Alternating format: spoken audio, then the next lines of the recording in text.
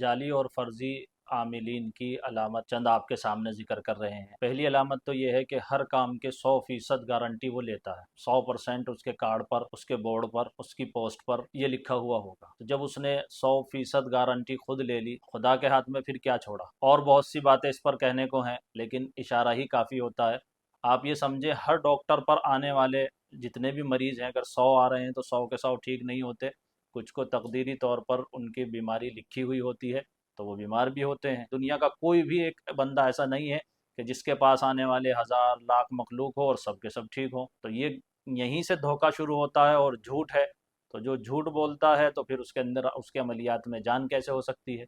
दूसरी चीज़ है कि वो बड़े बड़े दावे करता है। दावे करना ये फ़िरौन का काम है। इसी तरीके से वो कहता है कि मेरा किया हुआ तो कोई काट नहीं सकता, और हर किसी का किया हुआ हो, कैसा भी कोई मसला हो, फ़ौरन हल हो जाता है, फ़ौरन नतीजे मिलेंगे। कि ज़ुबान से अल्फाज सुने तो समझे वो आमिल सही नहीं है और फर्जी आदमी है, झूठ बोल रहा है, धोखा दे रहा है। तीसरी चीज़ ये है कि इलाके के उलमा की तायीद उसके साथ ना हो, या हुस्न शहादत उसके साथ ना हो, या हुस्न ज़न उसके साथ ना हो, क्योंकि उलमा इल्म की रोशनी में परखते हैं।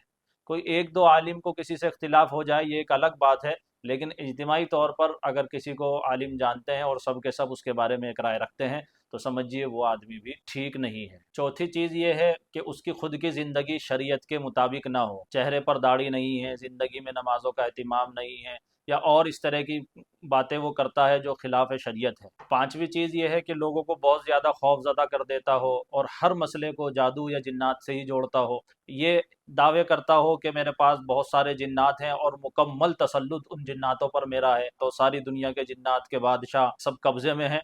तो ये दावे भी फर्जी होते हैं। इतनी ज़्यादा यानी जिन्नातों के दावे करना और इतने बड़े बड़े बादशाहों को ये कहना कि वो सब मेरे कब्ज़े में हैं, ये भी एक झूठ बोलने की अलामत में से है। कोई गारंटी देकर इलाज कर रहा है कि हमारी गारंटी है और गारंटी से हमारे यहाँ काम होता है, तो उलमा ने इसको भी मना किया है कि गारंटी देकर इलाज करना दुरुस्त नहीं है।